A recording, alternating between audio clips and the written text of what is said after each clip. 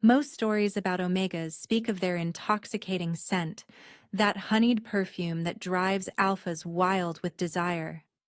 But Lyra Ashwood's story began with the absence of scent, a void where nature's most primal call should have lived. She stood in the healer's workshop at dawn, grinding bitter thorn root into powder with practiced precision. The paste, when applied beneath her collarbones each morning, masked every trace of what she truly was. Over a decade of this ritual, over a decade of calculated deception that had kept her alive in a world where unclaimed omegas rarely survived past their first heat. The irony wasn't lost on her.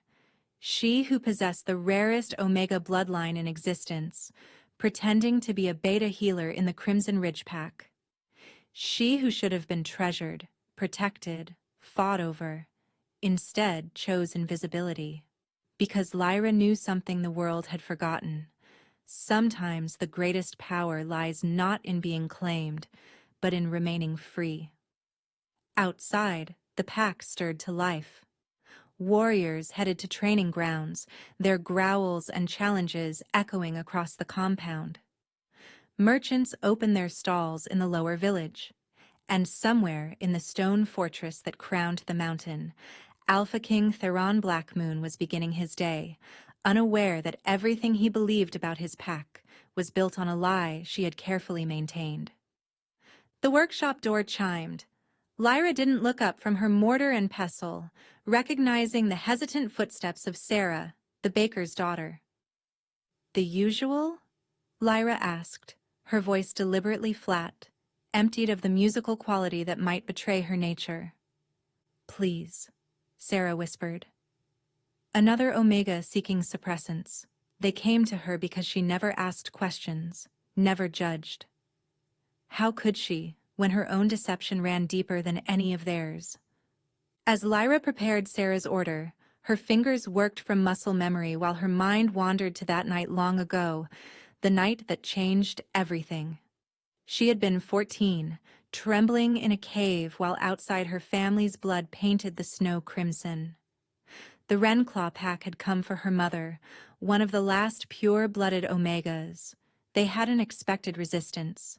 They hadn't expected her father and brothers to fight so fiercely.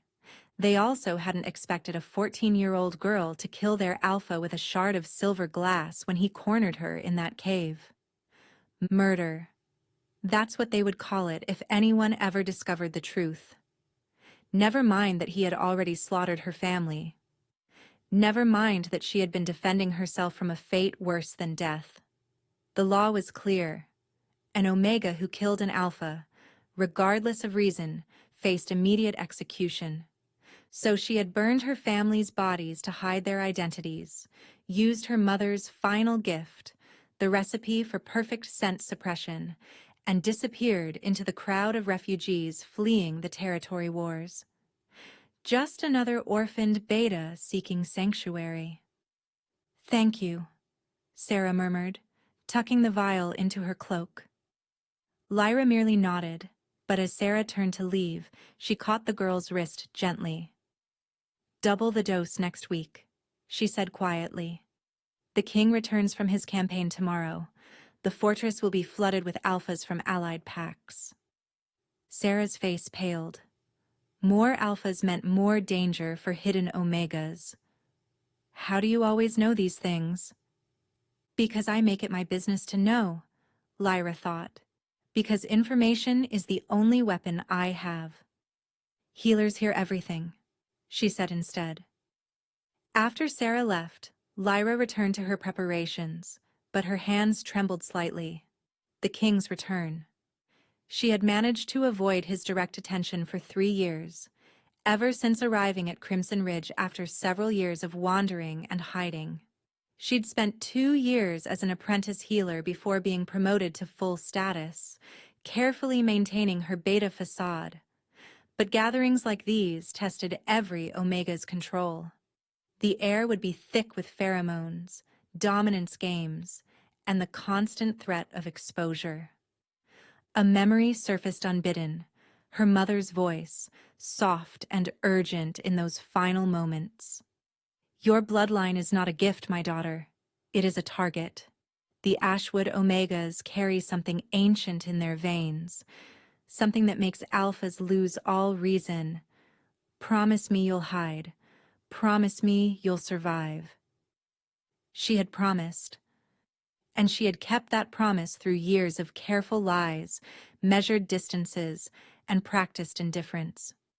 She had become invisible, unremarkable, safe.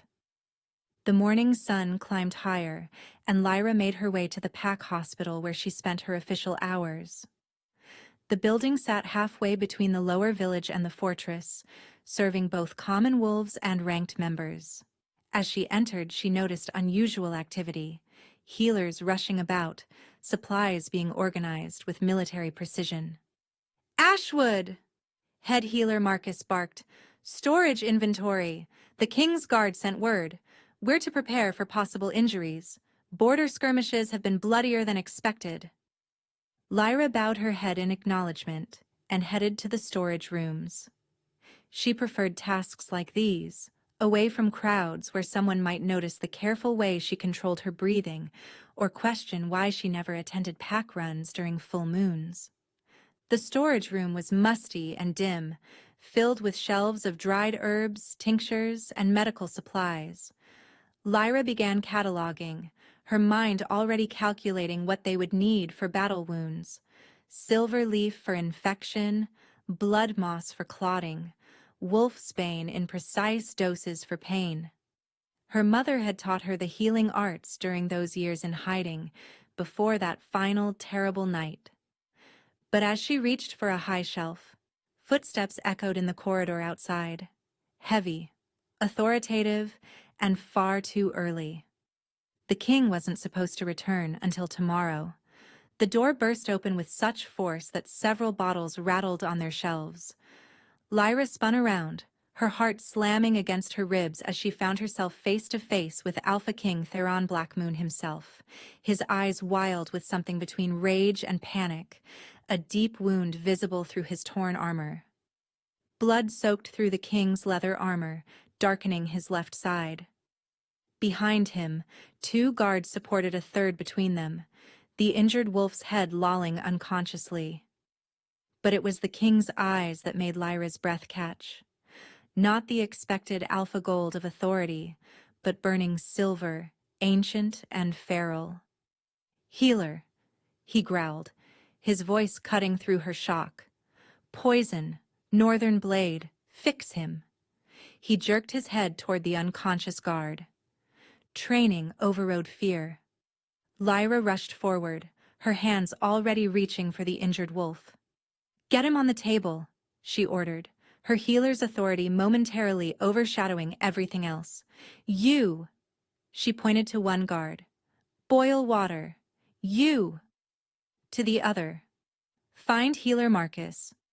Tell him code black. He'll know what to bring." The guards scattered. She was alone with the king and his dying man. Lyra's fingers found the wound. A shallow cut, barely bleeding, but the skin around it was already showing web-like black veins. Shadowbane. She'd seen it once before, in her mother's healing texts. Lethal in hours, curable only if caught immediately. "Hold him down," she commanded, forgetting to whom she spoke. "This will hurt." The king's massive hands pinned his guard's shoulders without hesitation. Lyra grabbed a silver blade from her kit, sterilized it with alcohol, and began cutting away the poisoned flesh. The guard screamed, thrashing despite his unconscious state. "The poison attacks the nervous system first," she explained, working with swift precision. "Pain response remains even when consciousness fades." She didn't know why she was explaining, only that the silence felt dangerous. "Will he live?" The king's question held an edge that suggested the answer better be yes. "If I'm fast enough." She reached for a vial of concentrated wolfsbane, dangerous to use, potentially deadly if measured wrong, but the only thing strong enough to counter Shadowbane. Her hands were perfectly steady as she measured the dose. 3 drops, 4, 5. That could kill him, the king observed. So could doing nothing. She met his eyes briefly, then wished she hadn't. This close, she could see flecks of gold returning to the silver, could smell the iron and ash that clung to him beneath the blood. Alpha pheromones rolled off him in waves, making her thankful for the masking paste that hid her reaction. She forced the antidote down the guard's throat, then packed the wound with healing herbs. The black veins began to recede almost immediately. "He'll need monitoring for the next 6 hours," she said, washing blood from her hands. "If he survives those, he'll recover fully." Only then did she notice the king hadn't moved.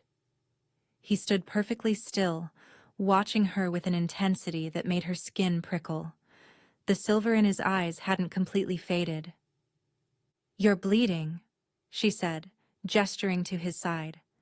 "It's nothing." "Shadowbane is never nothing." She moved without thinking, reaching for his armor. "Even a scratch can—" His hand caught her wrist. Not painfully, but firm enough to stop her cold. "You give orders easily for a beta." The words hung between them like a blade.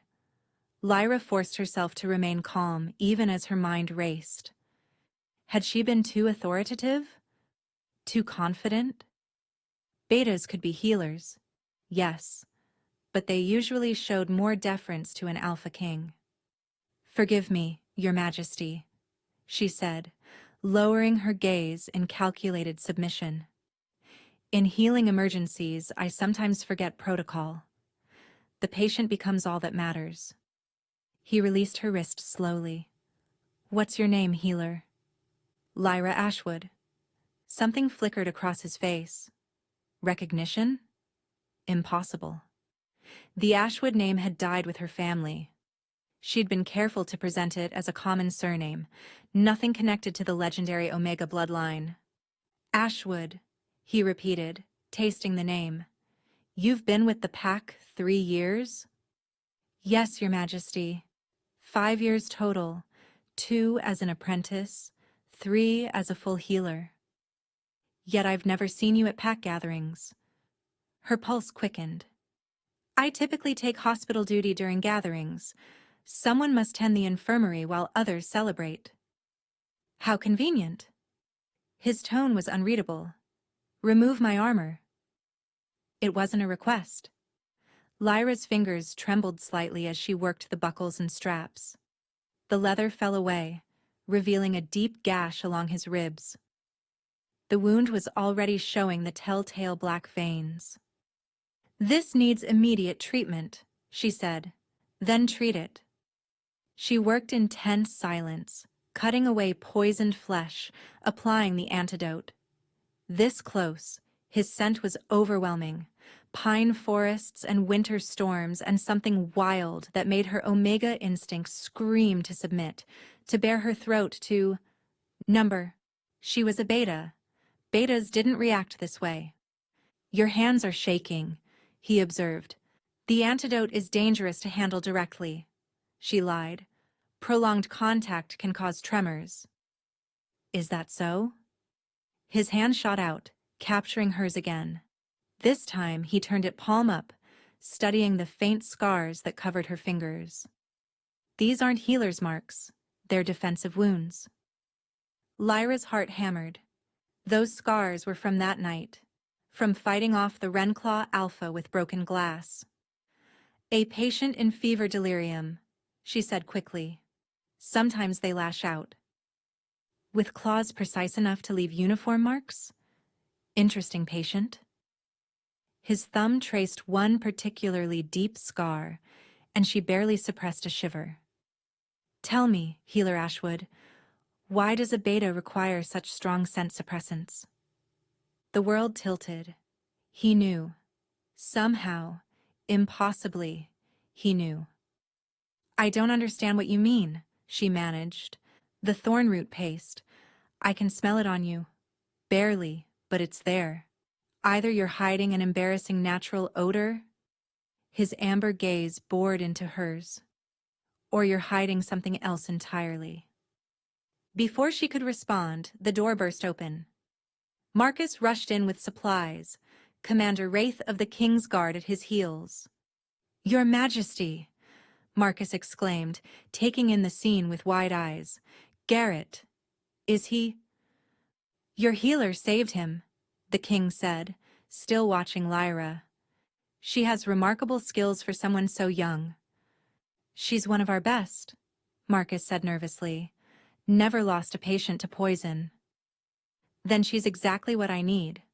The king pulled on his ruined shirt, movements sharp. "I want her assigned to the fortress for the gathering, personal healer to my guard." "But sir, she's needed here." "That wasn't a request, Marcus." He turned to leave, then paused at the door. "Report to the fortress at dawn, Healer Ashwood. Commander Wraith will show you to your quarters." His gaze found hers one last time. "And Ashwood? Bring enough of whatever you're hiding behind that thorn root. The gathering lasts 3 days. It would be unfortunate if your supply ran out." The threat in his words was unmistakable. After the king departed, Marcus rounded on her immediately. "What did you do?" he demanded. "The king doesn't notice healers. He certainly doesn't reassign them personally." "I saved his guard's life." "No, before that. He was watching you like—" Marcus's eyes narrowed. "And what did he mean about thorn root?" "I use it for joint pain. The mountain cold aggravates old injuries." Marcus clearly didn't believe her, but Garrett groaned on the table, drawing his attention. While he tended to the guard, Lyra slipped out, her mind churning. 3 days in the fortress. 3 days surrounded by dominant wolves who would kill her if they discovered the truth. And worse, 3 days under the direct observation of a king who already suspected. She needed help. That evening, Lyra made her way to the lower district where the pack's outcasts gathered. The tavern she entered was thick with smoke and unwashed bodies. In the corner booth, exactly where she knew he'd be, sat Finn. To everyone else, he was a drunk beta who'd lost his rank after a failed challenge. To Lyra, he was the only other person in Crimson Ridge living a lie. She'd discovered his secret 2 years ago. He wasn't a disgraced beta, but an alpha who'd voluntarily suppressed his nature after accidentally killing his mate in a rage. "You look troubled, healer," he said without looking up from his ale. She sat across from him. "I need your help." The great Lyra Ashwood needs help from a worthless drunk? Must be serious. "The king knows something. He's assigned me to the fortress for the gathering." Finn's head snapped up. "You can't go there. Not during—" He lowered his voice. "The visiting alphas include the Renclaw delegation." Ice flooded her veins. "That's impossible. They were banned from allied territories." "Ban lifted 6 months ago. Politics." He leaned forward. "Lyra, their new alpha is Matthias Renclaw, brother of the alpha you killed." The room spun. Matthias would recognize her. Not immediately. She'd been young, covered in blood and soot.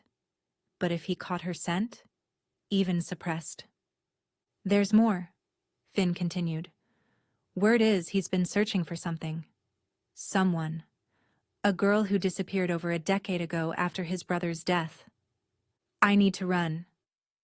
"You can't. The king's direct order? Refusing would raise more suspicion. You'd be hunted before you reached the border." She knew he was right. "Then what do I do?" "Survive 3 days. Stay invisible. Double your suppressants."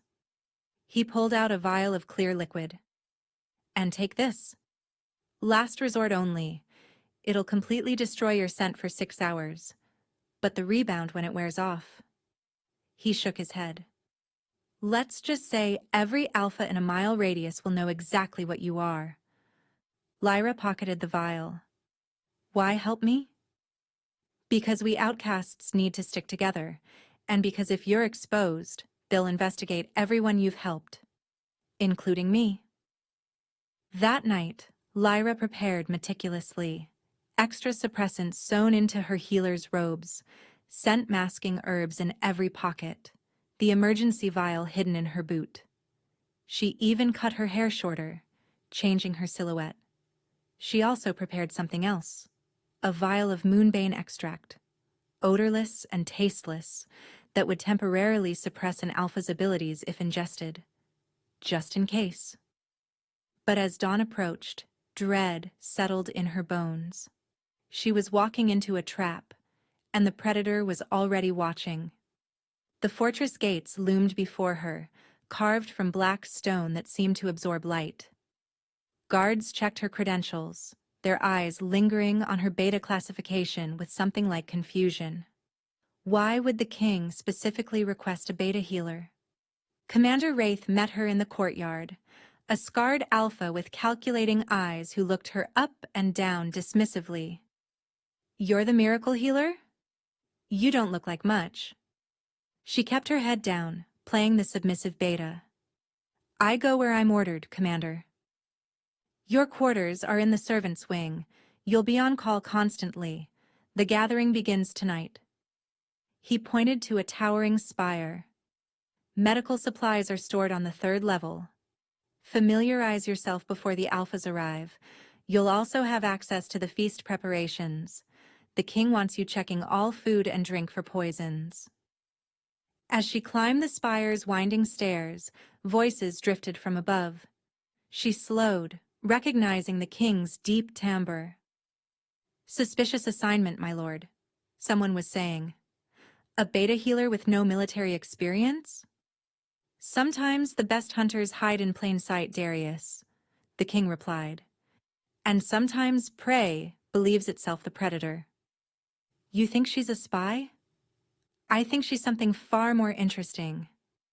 Watch her during tonight's feast. See how she reacts when the Renclaw delegation arrives." Lyra's blood turned to ice. He was using her as bait. But for what? Did he suspect her true identity, or did he think she was something else entirely? She forced herself to continue climbing, reaching the supply room without encountering them. The space was well stocked, organized with military precision. As she cataloged supplies, her mind raced through possibilities. The king suspected something, but not everything. Matthias would be here tonight. Her suppressants were strong but not foolproof under this much stress. A sound made her freeze. Footsteps approaching. Not the measured pace of guards, but something more purposeful. The door opened, and Darius, the king's second, entered. "Healer Ashwood." His tone was neutral, but his eyes were sharp. "The king requests your presence in his study." She had no choice but to follow. The study was a circular room high in the main tower, windows overlooking the entire territory. The king stood with his back to them, apparently absorbed in a map. "Leave us, Darius." Once alone, he turned to face her. In daylight, his presence was even more overwhelming. Tall, broad-shouldered, with an alpha's natural grace and barely leashed power. "Tell me about your family," he said without preamble. "I have no family, Your Majesty. They died in the territory wars." "Which territory? Which war? There have been so many." He moved closer, and she fought not to step back. "You see, I've been researching the name Ashwood. Curious how many dead ends I found, almost as if someone very clever had erased their tracks." "It's a common name." "In the Eastern Territories, yes. But you're not from the East, are you? Your accent, faint as it is, carries northern inflections. Specifically, Old Silvercrest dialect." Her heart hammered. He'd noticed details she thought she'd eliminated years ago. "I traveled extensively before settling here," she managed. "With no family?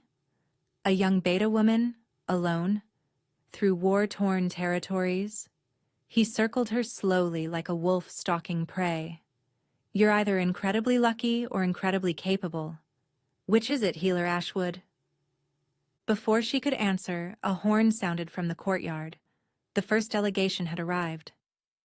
The king's attention shifted, giving her a momentary reprieve.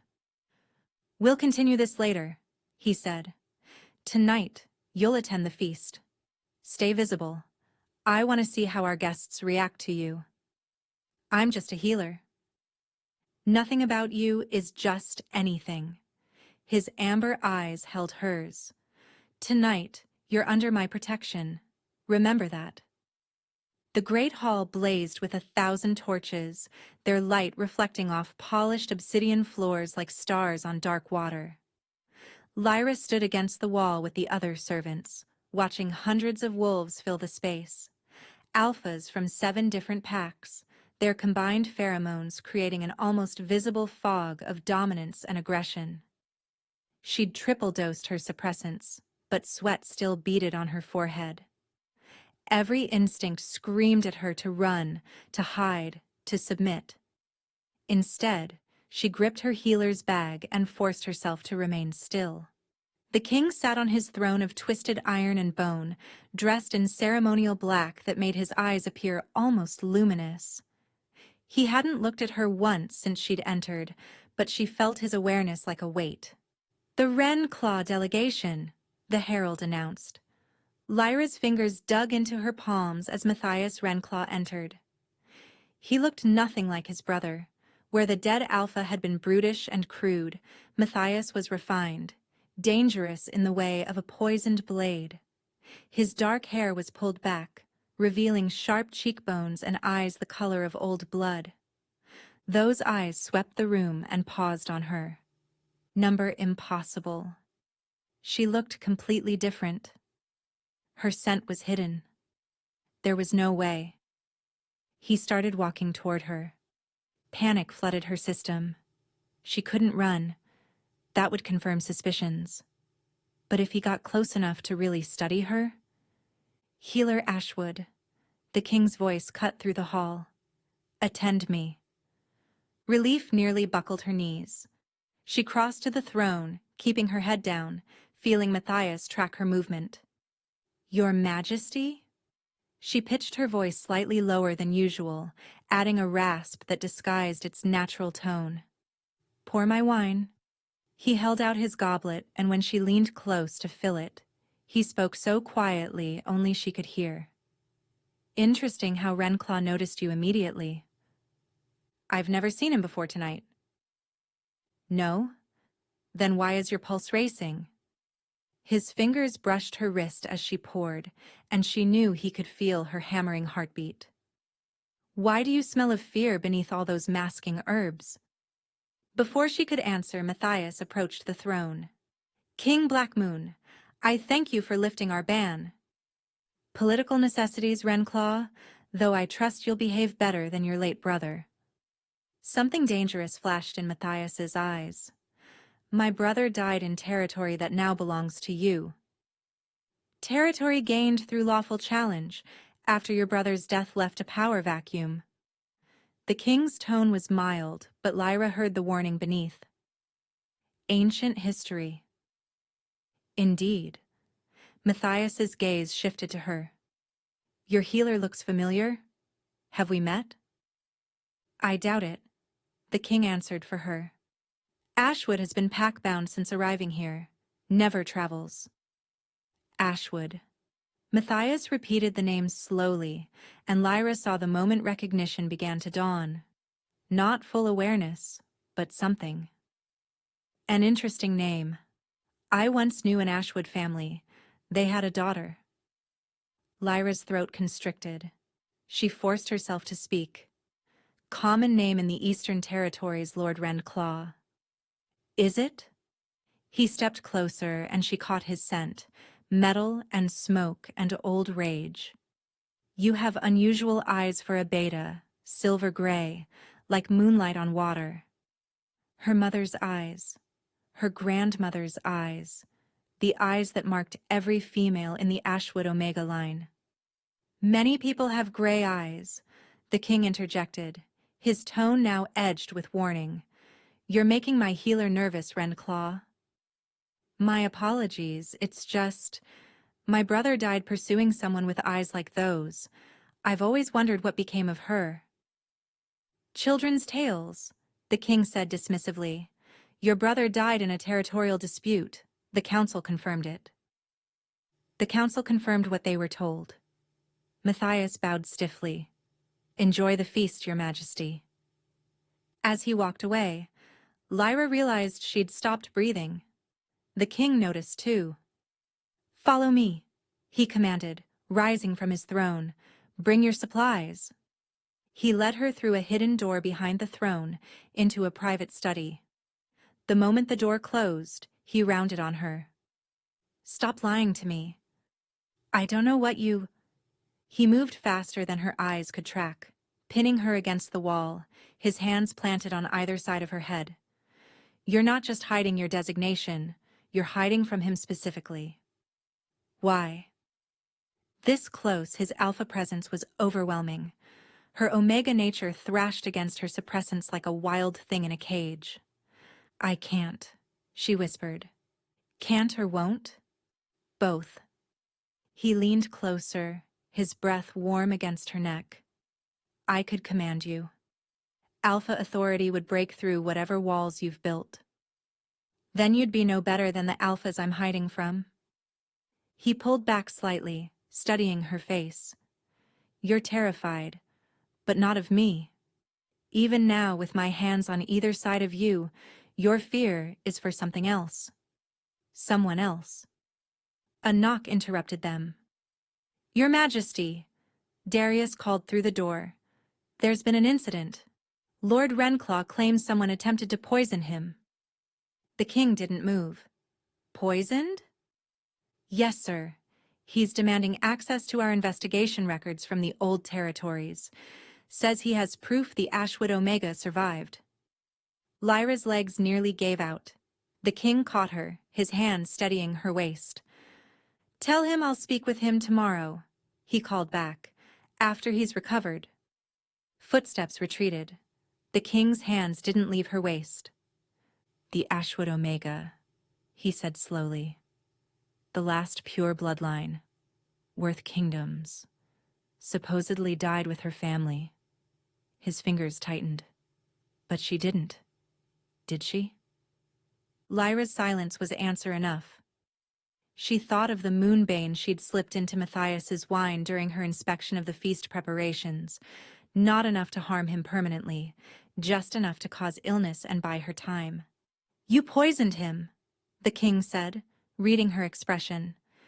During your inspection of the feast preparations. She didn't deny it. Clever, he murmured. Desperate but clever. He released her, stepping back. How long have you been hiding? Since I was 14. The words came out barely above a whisper. And the Renclaw Alpha who died? Your family? He murdered them. All of them. Made my mother watch before. She stopped, unable to continue. And when he came for you? I defended myself. She met his gaze defiantly. The law says that's still murder. An Omega killing an Alpha, regardless of reason. The law is wrong. The simple statement broke something in her. Tears she'd held back for years threatened to fall. You've been hiding in my pack for 3 years, he continued. Under my nose. Why didn't you run when you learned Renclaw would be here? Your direct order. Refusing would have drawn more attention. So you decided to poison him instead? Moonbane. Temporary suppression of his alpha abilities. It'll wear off in a few days, but for now, he can't scent designations. Can't shift. Can't use his strength. The king stared at her. Then, unexpectedly, he laughed. A dark, appreciative sound. You're magnificent. Magnificent? Lyra couldn't hide her shock. I just confessed to poisoning a visiting Alpha.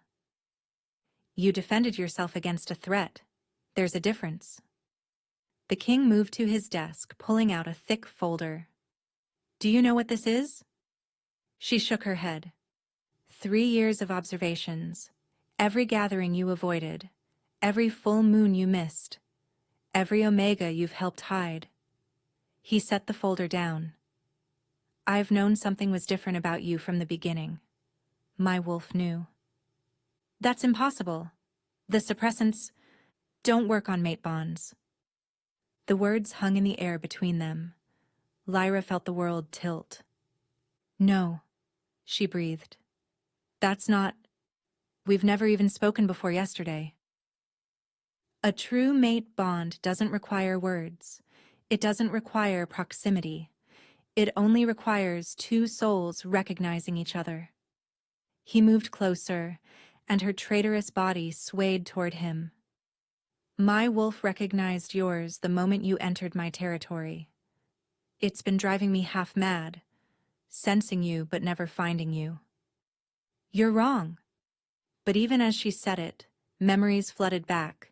The dreams she'd had for 3 years, running through forests, a massive black wolf at her side, the pull she'd felt toward the fortress, the way her omega nature had always settled when she caught his scent on the wind, despite never having met him. Am I? He was close enough now that she could see the gold flecks in his amber irises. Tell me you haven't felt it. Tell me you haven't dreamed of running with a black wolf. Tell me your omega doesn't sing when you hear my voice. She couldn't. Because it was all true. It doesn't matter, she whispered. If Matthias discovers what I am, I'll kill him. The casual certainty in his voice made her shiver. You can't just execute a visiting alpha. I can if he threatens my mate. He caught her chin gently, forcing her to meet his gaze. You are mine, Lyra Ashwood. You've been mine since you set foot in my territory. The only question is whether you'll accept it. My heat, she said desperately. It's coming. The suppressants have been holding it back. But with all this stress, all these alphas, I know. His thumb traced her jaw. I can smell it beneath everything else. 24 hours, perhaps less. You don't understand. The Ashwood heat isn't normal. The pheromones, they can drive an entire pack into frenzy. My mother told me stories. Wars have been started over an Ashwood omega in heat. Then it's fortunate I'm not just any alpha. His eyes flashed silver again, that ancient primal color she'd seen when he first burst into the storage room. I'm the Alpha King. My wolf is older, stronger, more controlled than any other. You can't know that. I can. He pulled back slightly. But I won't force this. You have a choice, Lyra. Try to weather your heat alone, hiding in the servants' quarters, hoping your suppressants hold long enough, or let me claim you properly, publicly, before it begins. Publicly? A mating ceremony. Tonight. Before all the gathered packs. His expression was serious. Once claimed, no other alpha can touch you. Not even Matthias, regardless of what his brother might have wanted. You'd bind yourself to me just to protect me from him? Something shifted in his expression. Frustration, perhaps even hurt. You think this is just about protection? He grabbed her shoulders gently. Lyra, I've been dreaming of you for 3 years, searching for you. My wolf has been slowly going feral without its mate, and now that I've found you, you think I'd let you go? A commotion erupted outside, shouting, snarling, the sound of bodies hitting stone. Darius burst through the door. Your Majesty, Matthias has recovered faster than expected. He's demanding the healer be brought before the pack. He says... Darius glanced at Lyra. He says he has proof she's the lost Ashwood Omega. The king's expression darkened. Proof? A scrap of cloth, preserved from that night. His brother had it on him when he died. It carries a scent, faint, but apparently distinctive to the Ashwood line. Lyra recognized what he meant immediately, a piece of her mother's shawl. She'd wrapped it around herself in the cave, and the Alpha must have torn a piece during the struggle. He's demanding she be tested against it publicly, Darius continued. If she refuses, he'll consider it admission of guilt. Guilt of what? The king's voice was dangerously quiet. Being born an Omega? Defending herself? Existing? Of murdering his brother, sir. The king turned to Lyra. We're out of time. Decide now. Face him as you are, hiding behind failing suppressants, or face him as my mate, under my protection. Lyra looked between them, the king offering her everything she'd dreamed of but never thought she could have, and Darius, representing the world that would judge her for crimes of survival. Her heat was coming. Her suppressants were failing. Matthias had evidence. But more than that, she was tired. Tired of hiding. Tired of lying. Tired of being alone. Call for the ceremony, she said quietly. But know this. I'm not doing this just for protection. I've felt the bond too. I've dreamed the same dreams. I've loved you from the shadows for 3 years. She met his gaze fully. I choose you, Theron Blackmoon. Not because I have to, but because I want to. Relief and joy transformed his features. He pulled her against him, burying his face in her hair. Finally, he murmured. Finally. Your Majesty, Darius prompted. Matthias is gathering support. If we're doing this, it needs to be now. Theron pulled back, his hand finding Lyra's. Gather the pack. Prepare the ceremonial grounds. And Darius. His eyes flashed silver. Make sure Matthias Renclaw has a front row seat. As they left the study, Lyra felt her carefully constructed world crumbling. But perhaps, she thought as Theron's hand tightened around hers, something better was rising from the ruins.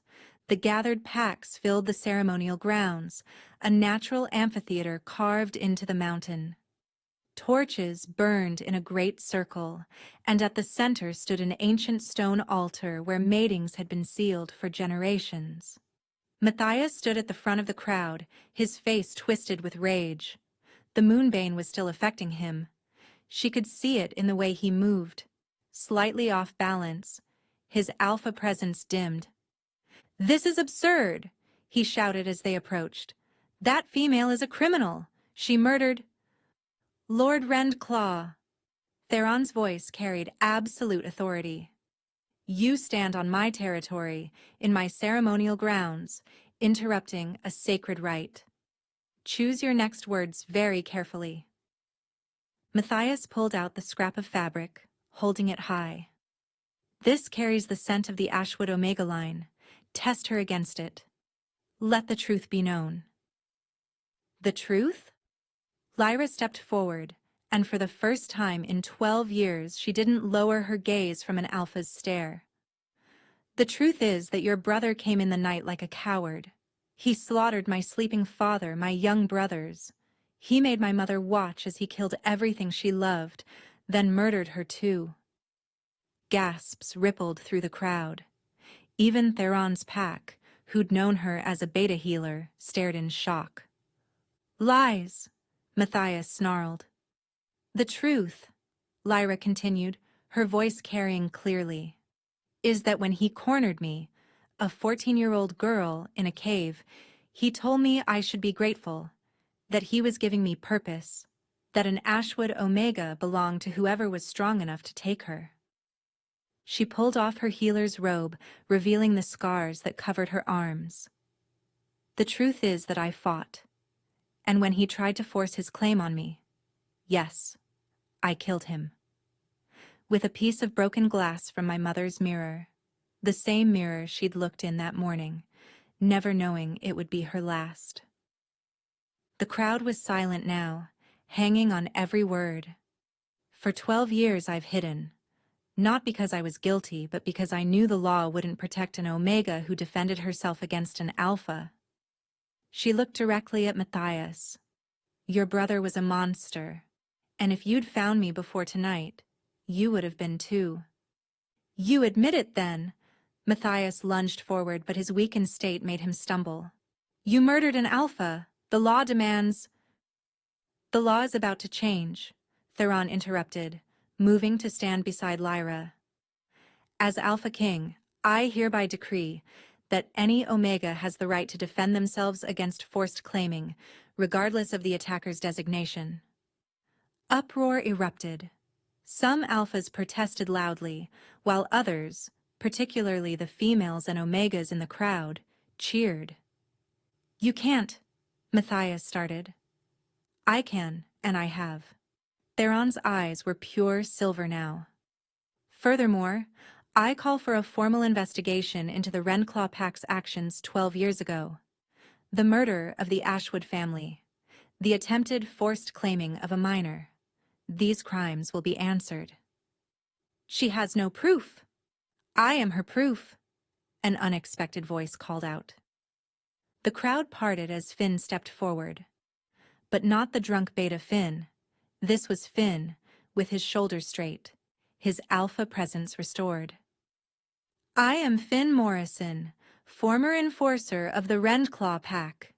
His voice carried across the amphitheater. I was there that night, ordered to stand guard while my alpha went after the Ashwood family. I heard the screams. I saw the bodies. I did nothing to stop it, to my eternal shame. Matthias went white. Finn, you're dead. You died in the territorial wars. I faked my death and suppressed my alpha nature as penance. I've been hiding here, just as she has. But no more. He turned to address the crowd. I testify that everything the Ashwood Omega says is true. The family was murdered in cold blood for refusing to give up their daughter.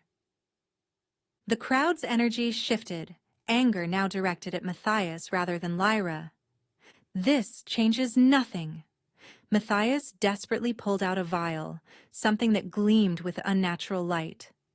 If I can't have her, no one. He threw it at the ground.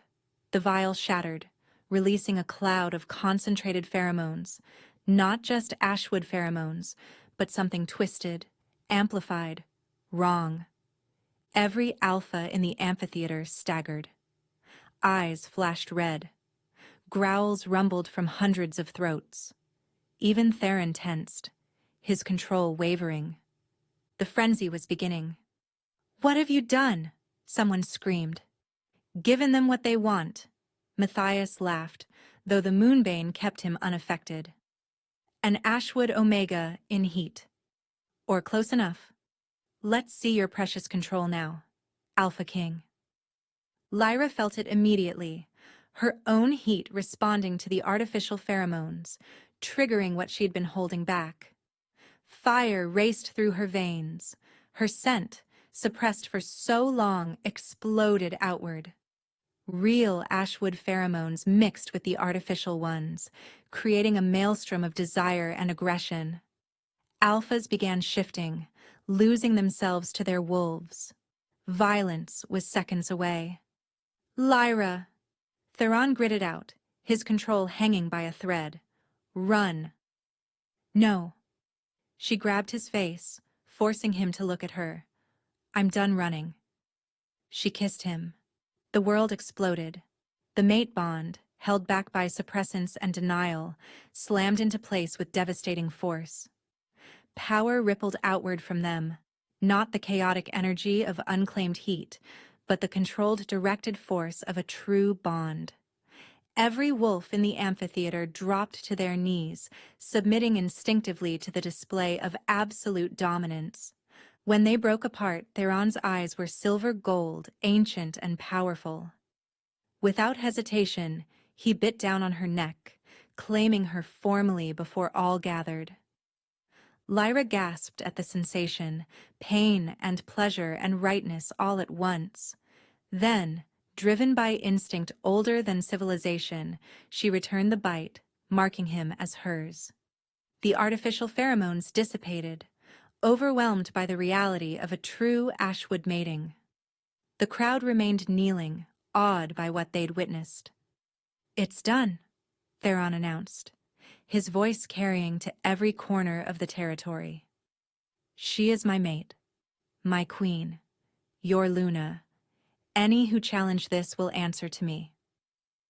Matthias, still standing due to the moonbane, looked around at his kneeling supporters, his failed plan, his utter defeat. "This isn't over." "Yes, it is." Lyra stepped forward, power radiating from her that had nothing to do with pheromones and everything to do with finding her place at last. "You came here seeking the Ashwood Omega to use as a weapon, but you never understood. We're not weapons. We're not prizes. We're the balance, the bridge between strength and wisdom, power and compassion." She gestured to the kneeling crowd. "They don't kneel because they're forced to. They kneel because they recognize what you never could. That true strength comes from choice, from partnership, from love." Guards moved in to arrest Matthias, his own wolves abandoning him. As he was dragged away, Lyra turned to address the crowd properly. "For 12 years I hid from what I was. No more. I am Lyra Ashwood, last of my line. I am Omega, healer, survivor. And I am mate to your Alpha King." Her voice rang with authority. "Rise, all of you. The age of hiding is over." 6 months later, the full moon hung heavy over Crimson Ridge as Lyra stood on the balcony of the royal chambers, her hands resting on her rounded belly. The twins, the healer had confirmed it just that morning, kicked strongly, already showing their Alpha-Omega heritage. "The first Ashwood pups in a generation," Theron murmured, wrapping his arms around her from behind. "The council is beside themselves with protocols. Let them fuss. These children will know no hiding, no fear." She leaned back against him. "They'll grow up in a world where Omegas aren't prizes to be won, but equals to be cherished." The changes had been swift after that night. Matthias Renclaw had been executed for his crimes, not by Theron, but by his own pack, disgusted by the truth Finn had revealed. The Renclaw territory had been absorbed into Crimson Ridge, with Finn serving as regional governor, finding redemption in justice. The laws had changed too. Omegas could now defend themselves without legal repercussion. Forced claiming had become punishable by death, and suppressants, while still available for those who chose them, were no longer necessary for survival. "My mother would have been proud," Lyra said softly, watching the pack run below. Wolves of every designation moved together, alphas, betas, omegas, all equal under the moon. "She would have been proud of you," Theron corrected, his hand gentle on her belly. "You didn't just survive, my love. You transformed an entire world." "We transformed it," she corrected. "I couldn't have done it without an alpha willing to see beyond tradition." A knock interrupted them. Darius entered, bowing slightly. "Your Majesties, the delegation from the Northern Territories has arrived. They're requesting an audience about the new laws." "Tell them we'll see them tomorrow," Theron said. "Tonight is the full moon. Tonight, we run." After Darius left, Lyra turned in Theron's arms. "I haven't shifted since that night in the cave. What if I've forgotten how?" "You haven't." He kissed her gently. "Your wolf has been waiting, just as mine has. They know each other, remember? They've been dreaming of running together for 3 years." They made their way to the ceremonial grounds where the pack had gathered. As one, hundreds of wolves tilted their heads back and howled, not in challenge or threat, but in welcome. Lyra felt the shift take her for the first time in 12 years. It should have been painful after so long, but it felt like coming home. Her wolf form was smaller than the alphas around her, but radiated power that had nothing to do with size.